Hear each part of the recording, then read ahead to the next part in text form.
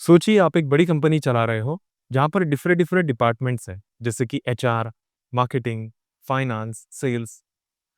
हर एक डिपार्टमेंट की अपनी-अपनी ज़िम्मेदारियाँ हैं, बट सब डिपार्टमेंट एक होके ही कंपनी सही से चला सकते हैं। फेसबुक एड्स अकाउंट हायरार्की भी कुछ ऐसे ही है। हेलो एवरीवन, मेरा नाम है Akshay from academy of digital marketing और इस वीडियो में हम बात करेंगे फेसबुक एड्स अकाउंट हायरार्की के बारे में। कैसे फेसबुक एड्स अकाउंट के अंदर अलग-अलग लेवल्स होते हैं, जो इम्पोर्टेंट रोल प्ले करते हैं। फेसबुक एड्स अगर आपको सही चलाने हैं, तो आपको इन लेवल्स के बारे में पता ही होना चाहिए। Now let's go toward the laptop screen.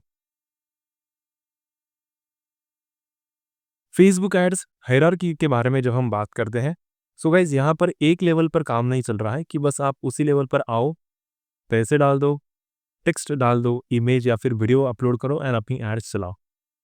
Facebook ने इफेक्टिव एड्स रन करने के लिए अपनी हायरार्की 3 लेवल्स में डिवाइड की है, जो अभी आपके स्क्रीन के ऊपर है।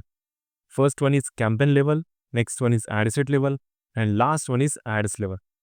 अब इन लेवल्स को अगर आप डिटेल में समझना चाहते हो, तो मैंने वो इस स्ट्रक्चर में वहाँ पर एक्सप्लेन किया है।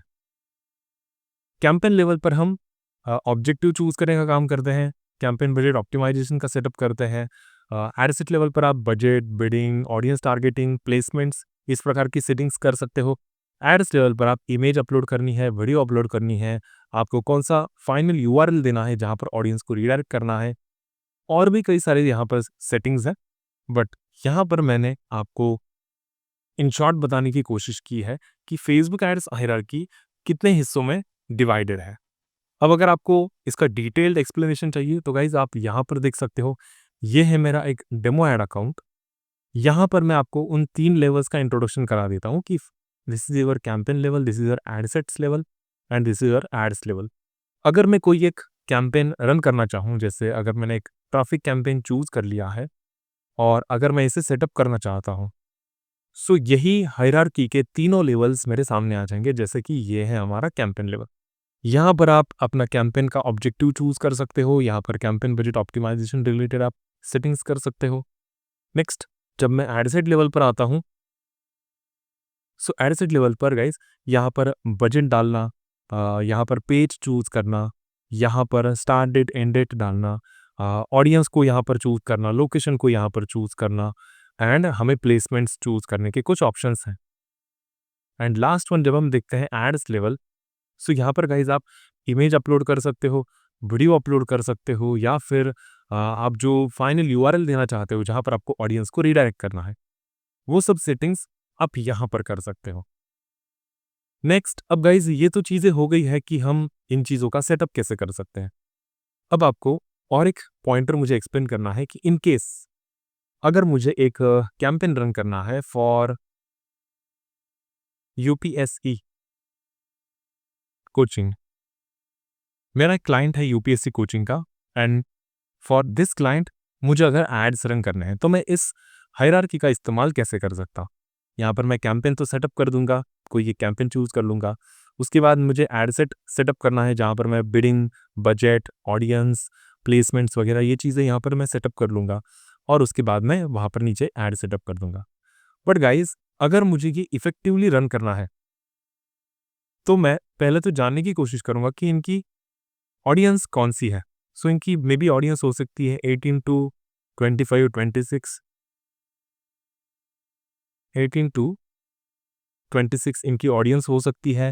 अगर हम देखेंगे लोकेशन, सो लोकेशंस भी इनके कुछ हो सकते हैं। जैसे फॉर एग्जांपल अगर इनका लोकेशन है मुंबई,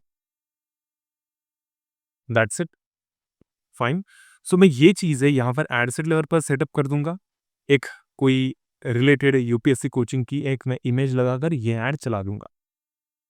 बट अगर गाइज मुझे फाइंड आउट करना है कि इनकी एक्चुअल ऑडियंस कैसी है, किस प्रकार से इनका कैंपेन रन हो रहा है, सो मैं यहाँ पर एड सेट्स को डुप्लीकेट कर सकता हूँ। जैसे ये जो पहला एड सेट है वो मैं चला दूंगा बस मेल के लिए, जो कि मैं मेल ऑडियंस को टारगेट कर दूंगा। एंड गाइस साथ ही साथ जो इनका दूसरा एड सेट रहेगा, जो कि रहेगा फीमेल्स के लिए, उसके लिए मैं यहाँ पर एक एड टू सेटअप कर दूंगा।